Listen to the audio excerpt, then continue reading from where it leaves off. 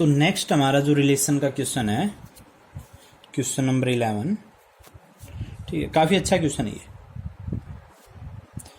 ये। इस क्वेश्चन को आपको थोड़ा ध्यान से समझना है। बढ़ते हैं हम लोग क्वेश्चन की तरफ। क्वेश्चन है, in the set of integers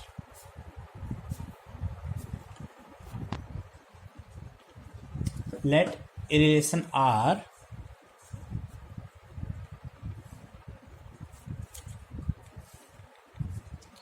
be defined as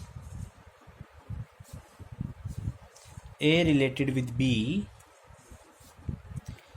if and only if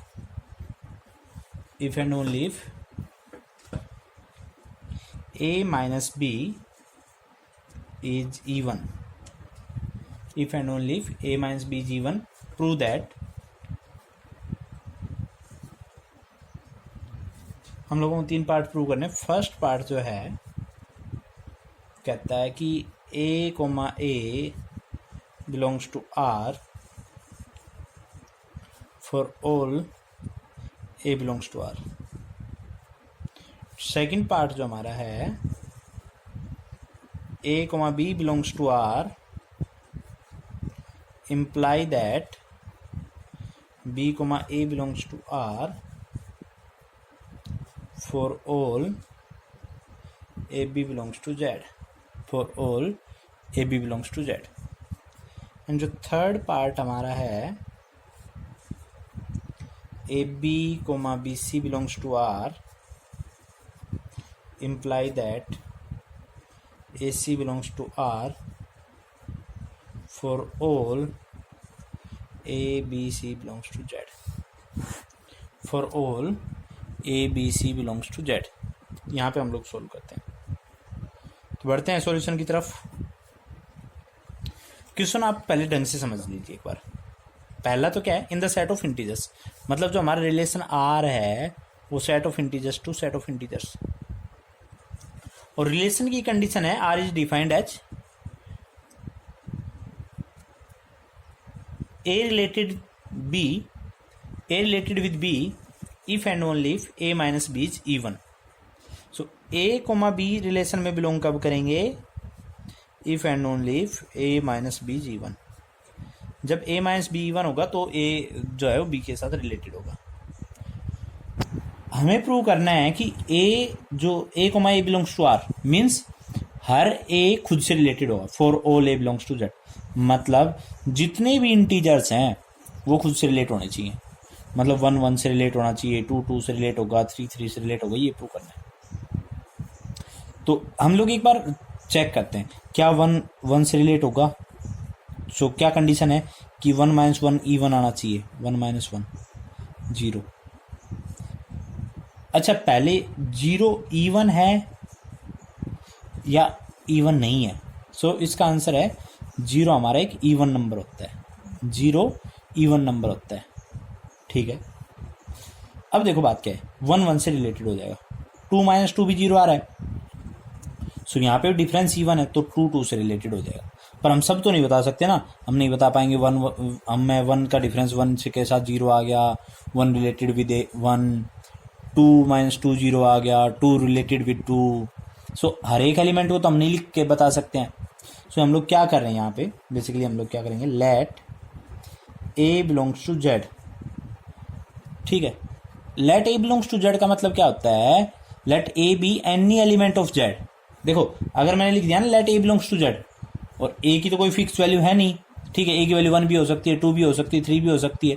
तो let A belongs to Z का मतलब ये है let A be any element of Z, या let A be any integer. So इसका मतलब बता रहा हूं, इस पूरी स्टेटमेंट का मतलब एक तरीके से let A be any integer. So हमने कोई भी इंटीजर उठा लिया, आगे बढ़ते हैं। A माइनस A, अब देखो बात क्या है, हमें चेक करना है क्या A खुद के साथ रिलेटेड होगा। अगर हम प्रूव करना चाहते हैं A, A belongs to relation, तो इसका मतलब क्या है, A ने एक रिलेशन की खुद के साथ कंडीशन सेटिस्फाई की, A ने खुद के साथ रिलेशन कंडीशन सेटिस्फाई की। सो यहाँ पे देखो A माइनस A कितना आ गया, 0, ठीक है। And zero is even number. Zero हमारा एक इवन नंबर होता है and zero is even number. This implies a comma A belongs to R for all A belongs to Z. Okay, for a belongs to Z. So यहाँ पर मैंने एक गलत miss print कर दी एक तरीके से, यहाँ पे ए बिलोंग्स टू जेड लिखा हुआ है। हाँ, सो देखो इसका मतलब क्या हो गया, a comma A belongs to R for all A belongs to Z. ठीक है, आगे बढ़ते हैं हम लोग। सो फर्स्ट पार्ट हमारा प्रूव हो गया है। बस कैसे किया मैं बता रहा हूँ। हमने कोई भी ए एलिमेंट ले लिया, कोई भी इंटीजर। So let A belongs to Z, इसका मतलब यही है कि ए कोई भी इंटीजर है और ए माइनस ए हमने चेक किया, जीरो आ गया जो कि इवन होता है। इसका मतलब ए जो है वो खुद के साथ रिलेशन कंडीशन सेटिस्फाई कर रहा है। इसका मतलब ए जो है वो ए से रिलेटेड होगा। अब ए की तो ए तो कोई भी इंटीजर है, तो हमने लिखा a comma A belongs to relation for all A belongs to Z. आगे बढ़ते हैं। ये तो फर्स्ट पार्ट प्रूव हो गया, फर्स्ट पार्ट का प्रूफ था। सेकंड पार्ट क्या कह रहा है, a comma B belongs to R imply that b comma A also belongs to R for all A B belongs to Z. तो ये हमें गिवन है और ये हमें एक तरीके से प्रूव करना है। तो यहां पे देखो, let A comma B belongs to Z, और इस बात का क्या मतलब हो गया, let A and B be any two integers. ठीक है, इस बात का यही मतलब हो गया, सिर्फ इतना ही लिखना होता है। यहां पर जब या तो ये लिख दो, ठीक है, ये let A B any integer, या फिर ये लिख दो, इक्विवेलेंट है, दोनों सेम ही थिंग है। So let A comma B belongs to Z and A comma B belongs to relation. ठीक है, सो ये हमने अज्यूम कर लिया। अब ए comma B belongs to relation है, इसका मतलब क्या हो गया, this implies A minus B is even number. क्योंकि अगर कोई एलिमेंट रिलेशन बिलोंग करता है, इसका मतलब वो एलिमेंट रिलेशन की कंडीशन को सेटिस्फाई करेगा। सो इसका मतलब क्या हो गया कि a minus B is even number. That is, अब किसी भी इवन नंबर को मैं लिख सकता हूं 2n1, या n लिख लो, 2n लिख लो, सॉरी 2n लिख दिया। सो कोई भी इवन नंबर को हम 2n लिख सकते हैं। Even number basically 2n type के होते हैं, where n is any integer, जहां पे n क्या होगा, कोई इंटीजर होगा। ठीक है, अब मेरे को चाहिए बी और ए में कंडीशन, ये ए और बी में कंडीशन है, मेरे को बी और ए में कंडीशन चाहिए। This implies B minus A is equal to minus 2n हो गया, मैंने माइनस से मल्टीप्लाई कर दिया दोनों side. So b minus A is equal to minus 2n। और इसका मतलब क्या हो गया, b comma A belongs to relation. क्यों, as b minus A is even number. देखो b माइनस ए जो है वो माइनस 2n1 है, सॉरी माइनस 2n है। अब 2 यहाँ पे 2 है, इसका मतलब ये पूरा नंबर 2 से डिवाइड होगा, मतलब ये नंबर एक तरीके से इवन हो गया। सो b माइनस ए अगर इवन नंबर हो गया तो b comma A belongs to relation. ठीक है, so that is b minus A belongs to relation for all A B belongs to Z. For all A B belongs to Z मतलब क्यों, क्योंकि मैंने ए और बी कोई भी दो आर्बिट्री इंटीजर लिए थे, या ए और बी कोई भी दो इंटीजर्स थे। ठीक है, ये सेकंड पार्ट हमारा प्रूव हो गया है। थर्ड पार्ट पर चलते हैं हम लोग। ठीक है, थर्ड जो पार्ट है वो बिल्कुल इसी वे में है, इसी तरीके का थर्ड पार्ट हमारा। थर्ड पार्ट कहता है हमारा, A B comma B C belongs to R imply that AC belongs to R for all A B C belongs to Z। उसी तरीके से प्रोसीड करेंगे हम लोग। तो यहां पे देखो, सबसे पहले let A comma B comma C belongs to Z। ठीक है, या फिर आप लिखना चाहो तो लिख दो late A B C are any 3 integers। let A B C are any 3 integers। ठीक है, ये भी लिख सकते हो आप लोग, ये भी लिख सकते हो। ठीक है, अब साथ में हमने लेट किया, let A B comma B C, let A B comma B C belongs to R. आगे बढ़ते हैं हम लोग यहाँ पे। सो यहाँ पे हम लोगों को ये लेट करके नहीं चलना है, यहाँ पे एक तरीके से गिवन है, या ठीक है, हम लोग ये कंडीशन लेके चलेंगे, वो प्रूव कर देंगे। तो given that A B comma B C belongs to R, ठीक है, ए बी और बी सी जो है आर में बिलोंग कर रहे हैं, मतलब ए जो है वो बी से रिलेट हो रहा है, बी जो है सी से रिलेट हो रहा है, that is A comma B belongs to R and B comma C belongs to R. अब ए कोमा बी रिलेशन बिलोंग कर रहा है, इसका मतलब क्या हो गया कि ए जो है वो बी के साथ रिलेटेड है, इसका मतलब हो गया ए बी के साथ रिलेटेड है। दिस इंप्लाइज, अच्छा ए बी के साथ रिलेटेड कब होगा, जब वो रिलेशन कंडीशन सेटिस्फाई करेगा। This implies A minus B is even number and B minus C is also an even number.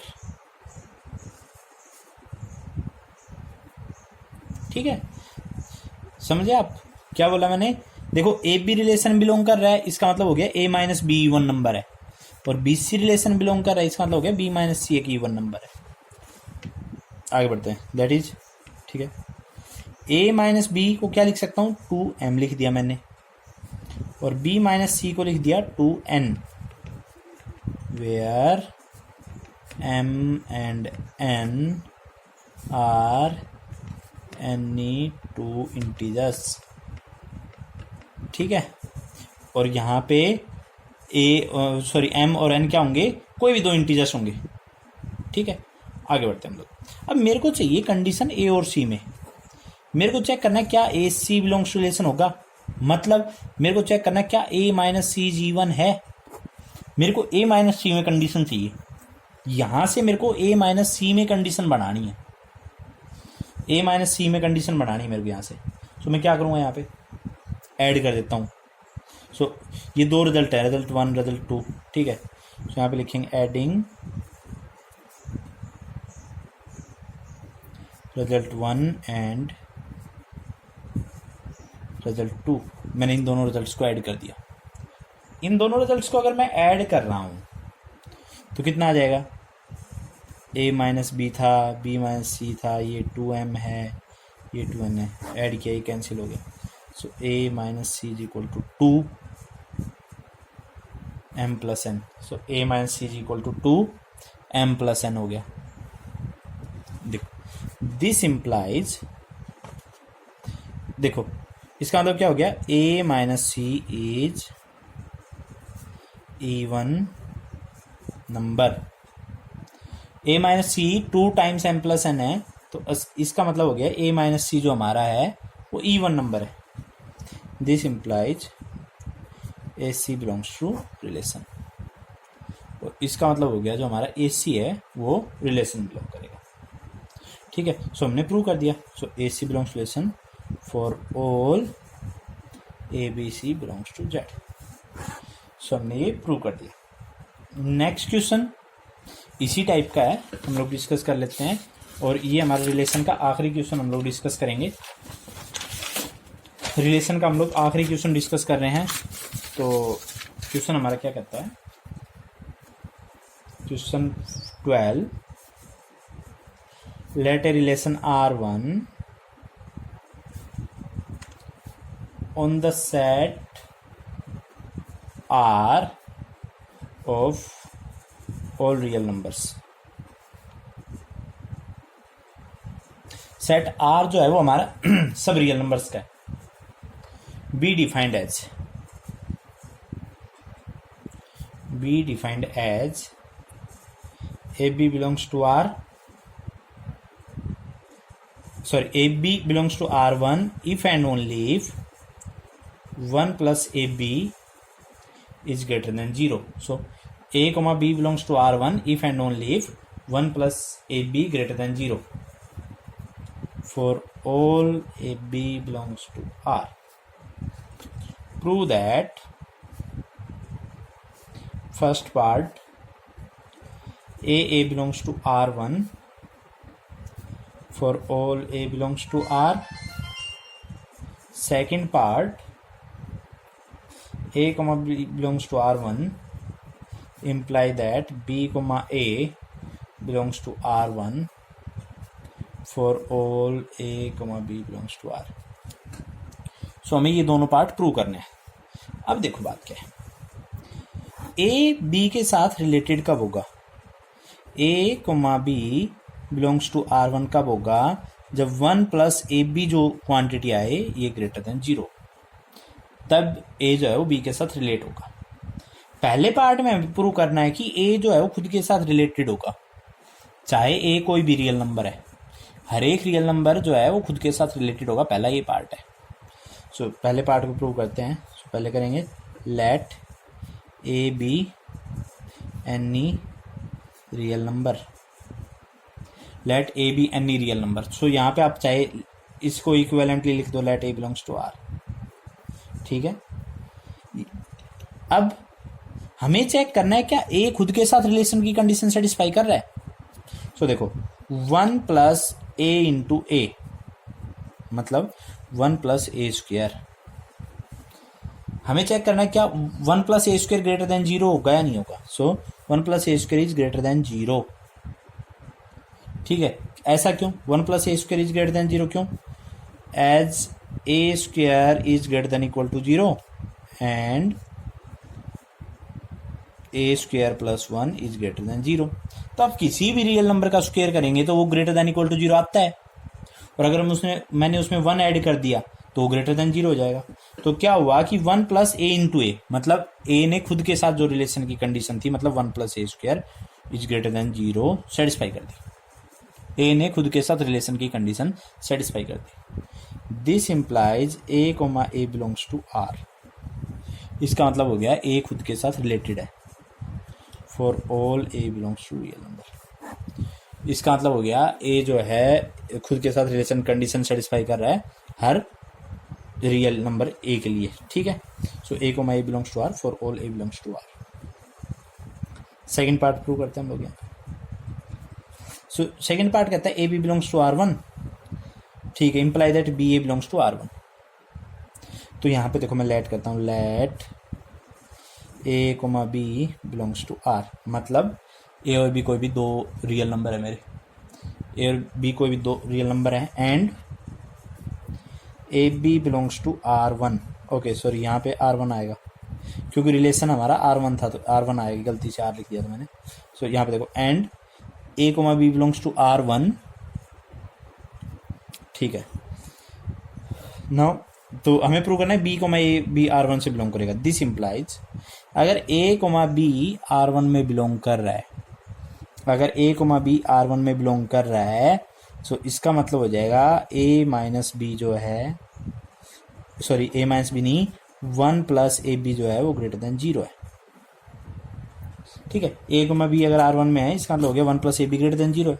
मेरे को देखना क्या बी और ए रिलेशन कंडीशन सेटिस्फाई कर रहे हैं, और बी और ए की रिलेशन कंडीशन क्या है 1 प्लस बी ए, ये रिलेशन कंडीशन है 1 प्लस बी ए।